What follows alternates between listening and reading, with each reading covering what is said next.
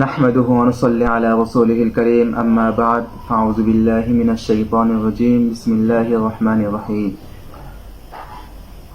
وما كان المؤمنون لينفروا كافة فلولا نفر من كل فرقة منهم طائفة ليتفقهوا في الدين ولينذروا قومهم إذا رجعوا إليهم لعلهم يحذرون وقال الله تعالى قل هل يستوي الذين يعلمون والذين لا يعلمون وقال الله تعالى إنما يخشى الله من عباده العلماء إن الله غفور رحيم صدق الله العظيم وقال رسول الله صلى الله عليه وسلم طلب العلم فريضة على كل مسلم وقال رسول الله صلى الله عليه وسلم من يرد الله به خيرا يفقهه في الدين أو كما قال عليه الصلاة والسلام الحمد لله সমস্ত প্রশংসা সেই মহান আল্লাহ তাআলার দরবারে যে মহান আল্লাহ তাআলা আমাকে কিছু দ্বীনি আলেম সম্পর্কে কথা বলা এবং আপনাদের সকলকে একত্রিত হয়ে সেই দ্বীনি আলেম সম্পর্কে কিছু কথা শোনার তৌফিক দান করেছেন সেই মহান আল্লাহ তাআলার দরবারে আমরা সকলে শুকরিয়া আদায় করি, সকলে বলি আলহামদুলিল্লাহ।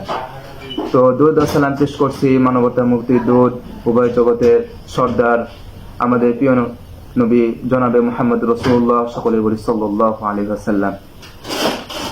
তো সম্মানিত সুধী, আজকে যে বিষয় নিয়ে আলোচনা করব তা হলো ইলমের গুরুত্ব ও তাৎপর্য এবং ফজিলত।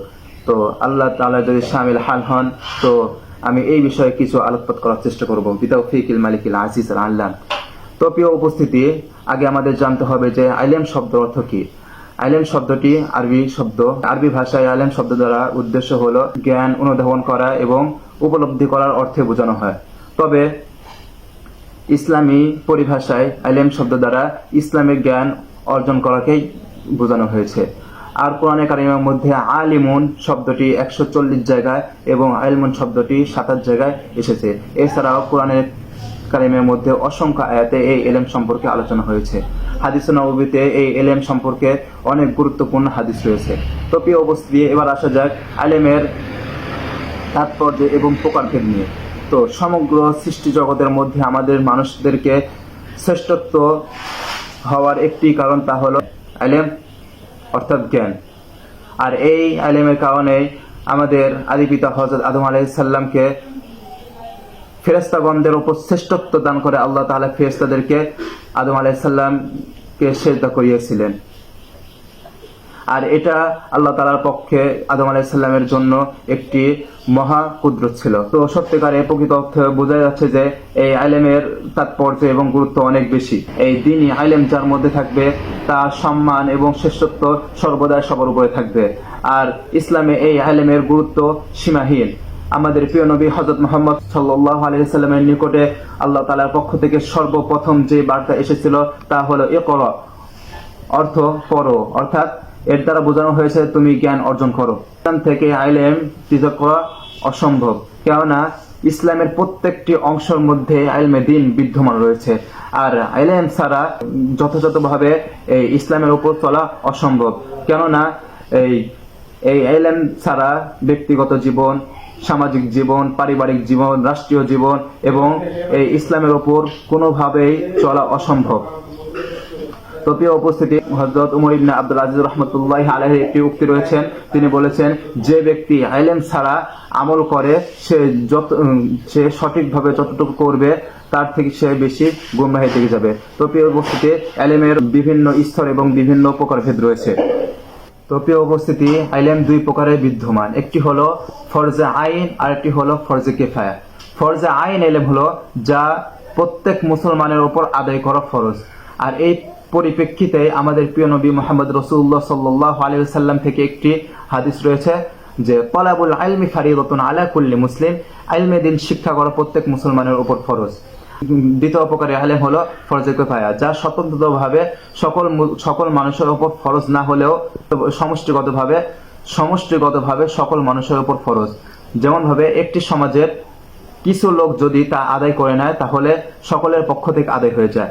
আর যদি কোনো ব্যক্তি, কোনো মানুষই যদি তা আদায় না করে, ফরজে কিফায়া যদি আদায় না করে, তাহলে সকলেই এই আদায় না করার কারণে গুনাহগার হবে।